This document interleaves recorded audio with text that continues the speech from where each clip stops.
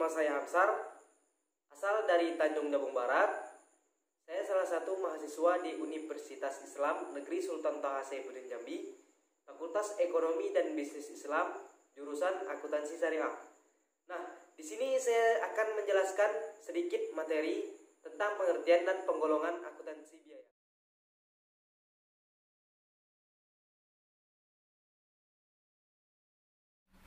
Oke, baiklah, sebelum kita masuk ke materi, kita perlu mengetahui terlebih dahulu apa itu akuntansi dan apa itu biaya. Akuntansi itu sendiri adalah proses pencatatan, peringkasan, penggolongan, penyajian, dan penganalisaan transaksi keuangan dengan cara tertentu. Hasil akhir akuntansi berupa laporan keuangan. Sedangkan biaya merupakan pengorbanan atau pengeluaran yang dilakukan oleh suatu perusahaan atau perorangan yang bertujuan untuk memperoleh manfaat lebih dari aktivitas yang dilakukan tersebut. Jadi, dapat kita simpulkan akuntansi biaya itu adalah proses pencatatan, penggolongan, peringkasan, dan penyajian transaksi biaya dengan cara-cara tertentu serta penafsiran terhadapnya yang tujuannya adalah membuat laporan biaya. Akuntansi secara garis besar dibagi menjadi dua tipe, yaitu akuntansi keuangan dan akuntansi manajemen. Akuntansi keuangan merupakan proses akuntansi biaya ditujukan untuk memenuhi kebutuhan pemakai luar perusahaan. Dalam arti, proses akuntansi biaya harus memperhatikan karakteristik akuntansi keuangan. Dengan demikian, akuntansi biaya merupakan bagian dari akuntansi keuangan. Akuntansi manajemen merupakan proses akuntansi biaya dapat ditujukan untuk memenuhi kebutuhan pemakai dalam perusahaan. Untuk itu, akuntansi biaya merupakan bagian dari akuntansi manajemen. Akuntansi juga sangat dibutuhkan dalam suatu usaha yang harus melalui banyak proses. Yang pertama, kita harus melakukan pencatatan, penggolongan, peringkasan, dan penyajian. Setelah semua proses selesai, selanjutnya kita masuk ke biaya pembuatan dan penjualan produk. Berapa biaya yang kita butuhkan untuk membuat produk kita dan produk apa yang nantinya akan kita jual. Lalu masuk ke tahap berikutnya, yaitu cara. Ada beberapa cara yang harus kita pertimbangkan agar produk kita bisa dikenal oleh masyarakat luas. Yang pertama, cara kita memasarkan produk kita. Yang kedua, cara kita menarik pelanggan agar mau membeli produk kita. Yang ketiga, cara kita bersaing dengan produk lain yang mungkin lebih menarik daripada produk kita.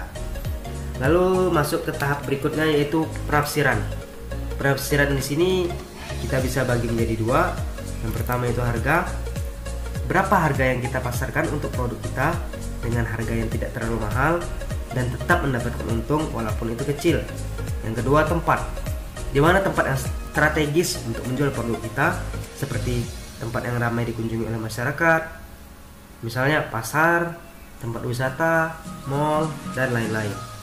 Selain itu, dengan berkembangnya ilmu teknologi yang semakin hari semakin canggih, kita bisa memanfaatkannya untuk memasarkan produk kita dengan mudah. Nah, jadi proses dalam akuntansi itu sangatlah penting dalam suatu usaha, karena nantinya proses inilah yang akan menentukan kelangsungan usaha kita.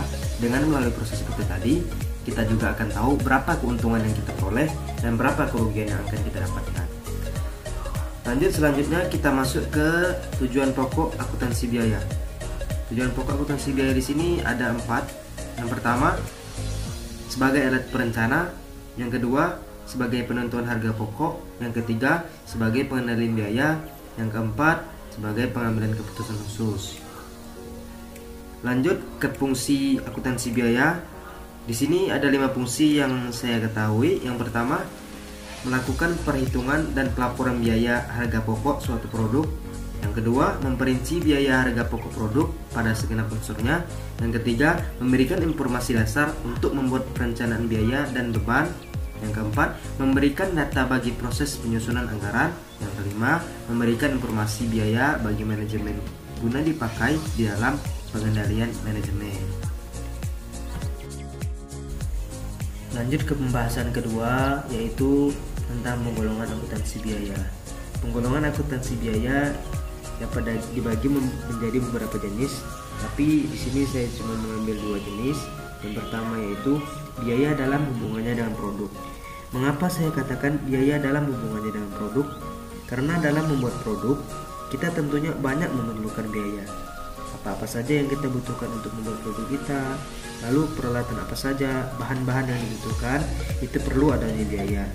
Tanpa biaya, produk kita tidak akan mungkin bisa jadi dan hanya akan menjadi angan-angan saja. Biaya langsung atau biaya produksi dapat dibagi lagi menjadi 3. Yang pertama, biaya bahan baku langsung, yaitu semua bahan yang dapat dikenal sampai menjadi produk jadi dapat dengan mudah ditelusuri dan merupakan bahan utama produk jadi. Yang kedua, biaya tenaga kerja langsung, yaitu semua tenaga kerja yang secara langsung terlibat dengan produksi produk jadi dan dapat juga ditelusuri dengan mudah, merupakan biaya tenaga kerja langsung utama dalam menghasilkan suatu produk. Yang ketiga, biaya overhead pabrik atau biaya pengeluaran pabrik, yaitu semua biaya yang terjadi di pabrik selain bahan baku langsung dan upah tenaga kerja. Yang kedua yaitu penggolongan biaya menurut perilaku dalam hubungannya dengan perubahan volume kegiatan. Biaya dapat digolongkan menjadi 3 macam. Yang pertama yaitu biaya variabel atau variable cost, biaya yang secara total cenderung berubah-ubah secara proporsional sesuai dengan perubahan volume produksi, sedangkan per unitnya cenderung tetap konstan. Contohnya, semua bahan baku langsung dan tenaga kerja langsung, sedangkan yang termasuk BOP variabel antara lain perlengkapan, bahan bakar, biaya penerimaan barang, royalti, biaya lembur, dan biaya telepon. Yang kedua yaitu biaya tetap atau fixed cost, biaya yang dalam unit berubah-ubah dan dalam total selalu konstan meskipun dalam batas interval tertentu. Yang termasuk BOP tetap antara lain gaji manajer produksi, penyusutan akibat tetap, pajak bumi dan bangunan, asuransi pabrik, gaji mandor dan gaji tenaga administrasi pajak pabrik, sewa, pemeliharaan dan perbaikan gedung.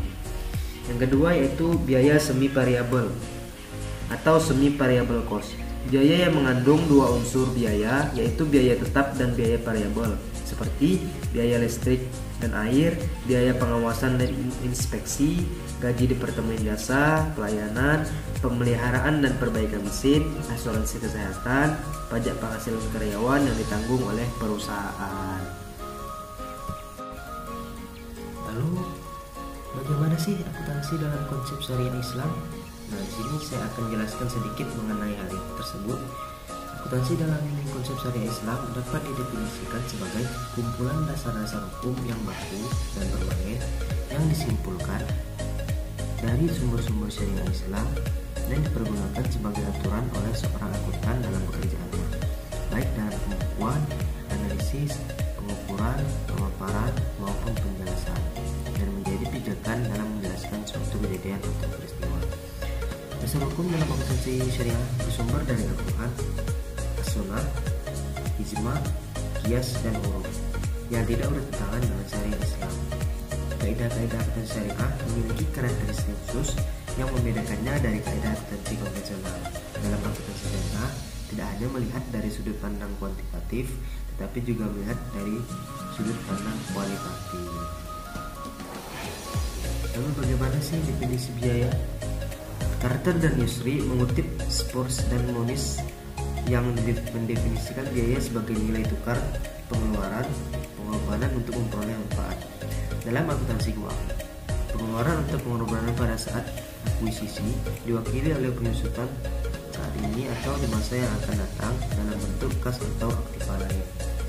Dalam konsep Islam, sesuatu dianggap biaya jika pengeluaran itu telah benar-benar dikeluarkan untuk kepentingan tersebut. Hal ini karena akuntansi syariah menganut cash basis dalam perhitungannya, sehingga pengeluaran yang belum benar-benar dikeluarkan tidak dapat diakui sebagai biaya. Nah, jadi sudah jelas kan bahwa akuntansi dan biaya itu tidak bertentangan dalam Islam, karena dasar hukum yang diambil dalam akuntansi syariah bersumber dari Al-Quran, As-Sunnah, kesepakatan para ulama, persamaan suatu peristiwa, dan adat kebiasaan.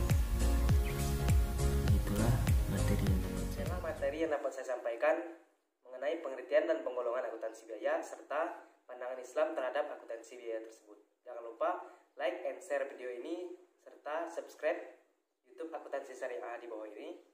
Terima kasih. Wassalamualaikum warahmatullahi wabarakatuh.